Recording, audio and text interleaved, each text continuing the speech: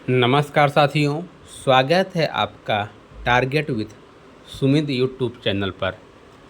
R O की series में वाक्यांश के लिए वाक्यांश के लिए एक शब्द।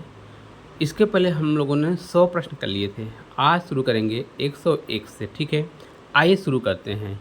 ये प्रश्न आपके विगत परीक्षाओं में पूछे गए विभिन्न परीक्षाओं के प्रश्न हैं जो आपके प्रैक्टिस के लिए महत्वपूर्ण होंगे। ठीक, तो देखिए 101 नंबर का प्रश्न है, एक बार कही बात को दोहराते रहना।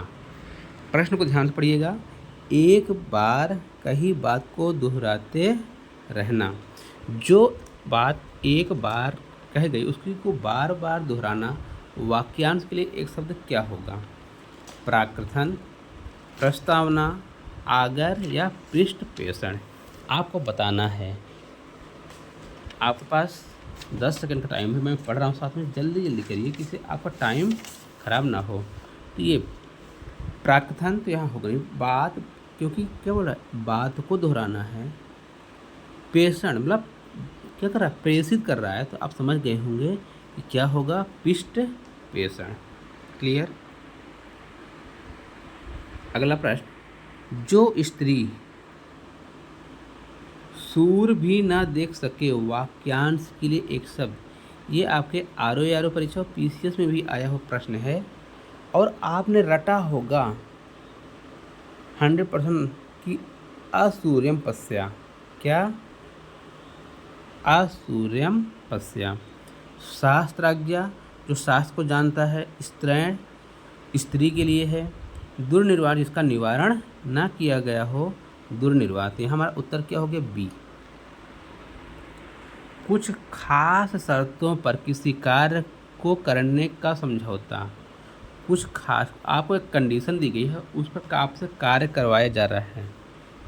ठीक है, आपके पास 4 ऑप्शन है। कर्मठता, बिल्कुल नहीं हो सकता। जो अपने काम में ईमानदारी से कर्मठ हो, कर्मठता होगा। बेलदारी, ये क्या होता है, एक प्रकार का मजदूरी कराना। ठेकेदारी, किसी को ठेके पर इसको, लेकिन जो शर्त लगाई गई संविदा, वो क्या है, संविदा, डी। ठीक, अब नंबर डी सही हो रहा है। प्रश्न संख्या 4। ये सभी प्रश्न यूपी आर ओ के आए हुए प्रश्न हैं। ठीक है, अपने सहारे रहने वाले के लिए एक शब्द देखिए। स्वावलंबी, आत्मनिर्भर, बलिष्ठ, आत्मविश्वासी।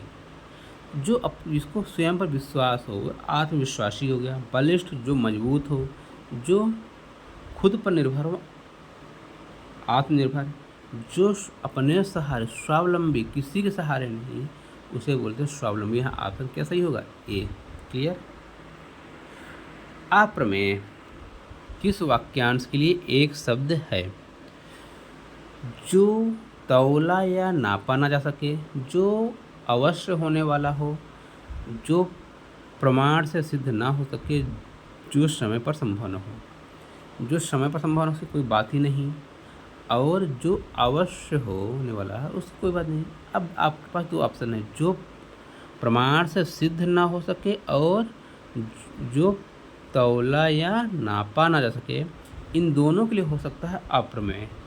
ठीक है, क्लियर। तो यहाँ ए और बी दोनों सही हो सकते हैं। ये आयोग के ऊपर निर्भर करता है, क्या वो एक ही मानेगा या दोनों। किसी पर विजय प्राप्त करने की इच्छा, उसे कहा जाता है, क्या कहा जाता है, जो जीत लिया, विजेता, जो जीत गया। जिज्ञासु, जो जानने की इच्छा रखता हो। विजय प्राप्त करने की इच्छा वाले कहते हैं जिगीसु। क्या कहते हैं, जिगीसु। जिज्ञासु, जो जानने की इच्छा रखता है, उसे जिज्ञासु। यहाँ पर सही क्या हो रहा है, सी। पैर से सिर तक के वाक्यांश। पैर से सिर तक नक्सिक नहीं, सिरों पर, ये भी गलत। पाद मस्तक भी नहीं होता। अपाद मस्तक, क्या होता है, अपाद मस्तक।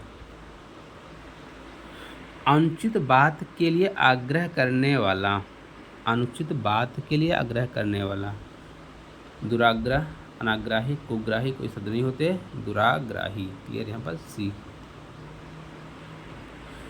जिसकी पहले से कोई आशा ना हो के लिए शब्द। यहाँ तो सिंपल, जिसकी कोई आशा ना, बोलते ना अप्रत्याशित रिजल्ट आया। चुनाव होता है, बोलते अप्रत्याशित, हमको उम्मीद भी नहीं थी इतना आएगा, वही बोलते हैं अप्रत्याशित। आशातीत नहीं, आशाजनक नहीं, प्रत्याशित नहीं, सिर्फ ए ऑप्शन से क्लियर।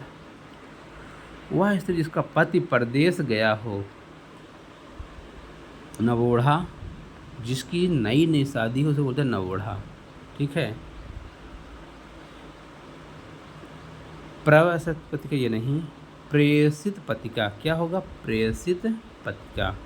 आगत पति का, जिसका पति प्रदेश से आ गया हो तो बोलते हैं आगत पति का, और जिसका पति प्रदेश गया हो प्रेषित पति का।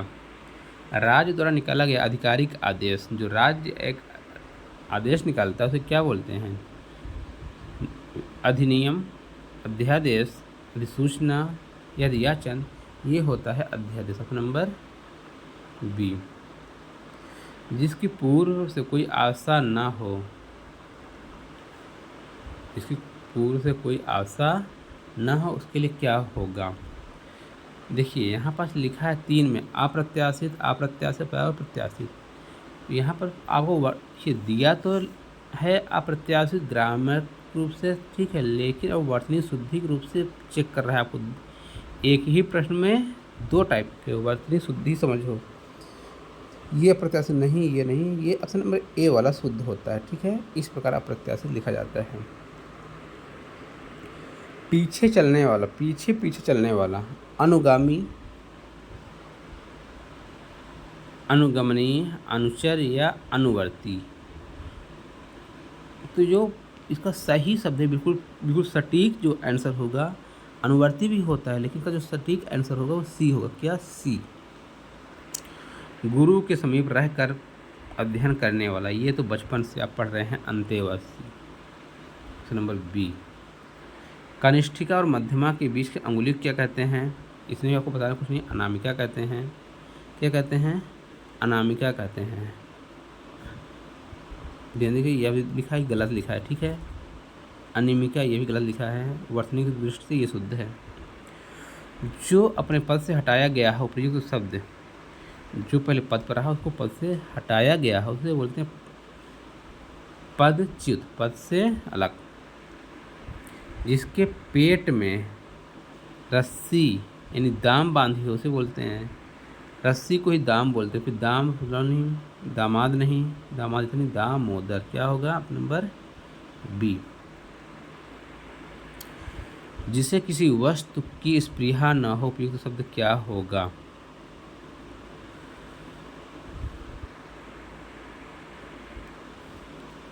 देखिए, जिसे किसी वस्तु का स्पृहा न हो, निस्पृह, निह स्पृह, निस्पृहा, निस्पृह। यहाँ जो निह स्पृह और निह स्पृह बिंदी विसर्ग लगा है, इसके जो सही है ज़्यादा वो कौन होगा, बी। बाकी सही ये भी है लेकिन जो इसमें ज़्यादा सही है हमको उसको लेना है, तो ऑप्शन नंबर बी। जिसकी कोई कीमत ना हो, जिसकी कोई कीमत ना हो, बहुमूल्य, कीमती, उपयुक्त, क्या होता है, अमूल्य। आज का अंतिम सवाल है, जिसके हृदय पर आघात हुआ हो, मर्माहुत ना, भी ऐसे नहीं लिखा जाता।